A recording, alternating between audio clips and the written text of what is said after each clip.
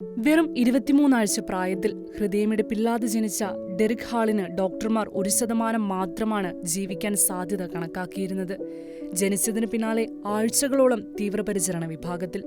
ഗുരുതരമായ ആരോഗ്യ സങ്കീർണതകളും ദീർഘകാല വൈകല്യങ്ങളും ഡോക്ടർമാർ മുന്നറിയിപ്പ് നൽകി. എന്നാൽ മെഡിക്കൽ ചികിത്സയ്ക്കൊപ്പം അമ്മയുടെ അചഞ്ചലമായ വിശ്വാസവും നിരന്തരമായ പ്രാർത്ഥനയും ഹാളിന്റെ ജീവൻ രക്ഷിച്ചു. അമ്മ സ്റ്റേസി ഗുഡൻ ക്രാൻഡിൽ പറയുന്നത്, ചികിത്സയും പ്രാർത്ഥനയും ഒരുമിച്ച് പ്രവർത്തിക്കുമ്പോൾ തന്റെ മകനൊരു അവസരം ദൈവം നൽകുമെന്ന ഉറച്ച വിശ്വാസത്തിലായിരുന്നു താനെന്നാണ്. ഞാൻ പ്രാർത്ഥിക്കുന്ന ഒരമ്മയാണ്. ഞാൻ പ്രാർത്ഥനയിൽ വിശ്വസിക്കുന്നു. ദൈവത്തിന് എന്തും ചെയ്യാൻ കഴിയുമെന്ന് ഞാൻ വിശ്വസിക്കുന്നു. അതിനാൽ ഞാൻ പ്രാർത്ഥിച്ചു.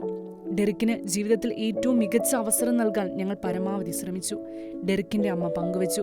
പ്രതീക്ഷകൾ മറികടന്ന് വളർന്ന ഡെറിക് ഹൈസ്കൂൾ, കോളേജ് തലങ്ങളിൽ കായികരംഗത്ത് മികവ് തെളിയിച്ചു.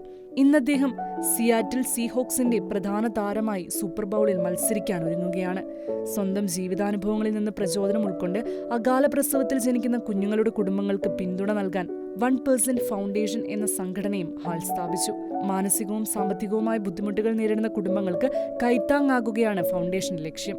1% സാധ്യതയിൽ നിന്ന് സൂപ്പർ ബൗൾ വരെ എത്തി നിൽക്കുന്ന ഡെറിക് ഹാളിന്റെ ജീവിതം വിശ്വാസത്തിന്റെയും പ്രതീക്ഷയുടെയും ശക്തമായ സന്ദേശമാണ് നൽകുന്നത്.